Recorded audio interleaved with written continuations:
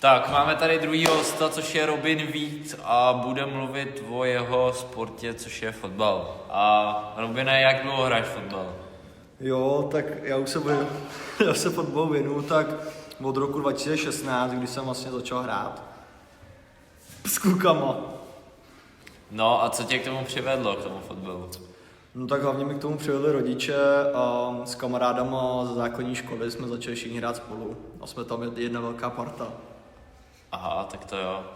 No a baví tě to teďko vůbec?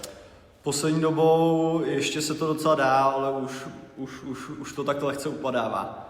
Aha. No a proč jsi vybral fotbal vůbec? No, já jsem si to tak jako moc nevybral, táta vždycky chtěl, aby jsem hrál fotbal, tak jsem u něj skončil. Jo, a měl jsi ještě nějaký jiný sport na výběr, nebo?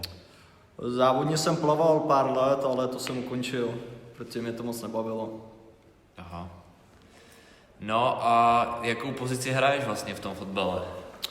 Hraju většinou pravého nebo levého obránce, po vlastně celou dobu, co hraju fotbal, takže to je jediné, co umím. No a jak baví tě to, nebo chtěl bys si zkusit nějakou jinou pozici? Ani ne, na tom, jak říká náš trenér, obrana je nejlepší post, můžu dělat vlastně cokoliv, takže u obrany bych klidně zůstal. Jo, jasně, chápu. A máš nějaký vzor mezi fotbalisty, jako mezi těmi velkými fotbalisty? Za mě je vzor Cristiano Ronaldo, chtěl bych být někdy jako on. A to je útočník, ale. No já vím, ale A taky... z obránců? Obránce asi Sergio Ramos, to je dobrý obránce. No dobře.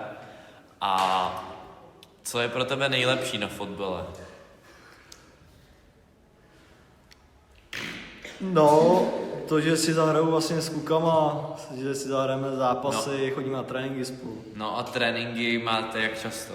Tréninky máme 2krát do týdne a zápasy většinou o víkendech.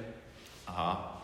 No a proti jakému týmu si hrál, takovému známému?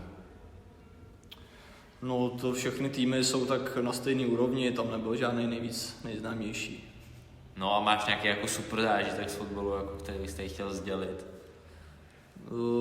Asi ani nemám, všechny zápasy jsou skoro furt stejný.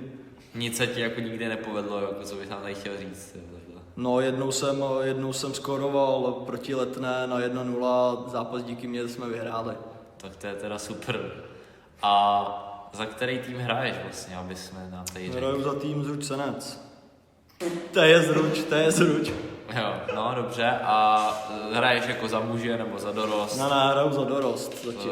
No dobře, tak jo, tak to už by asi radši stačilo a děkujeme moc, Robine, jo.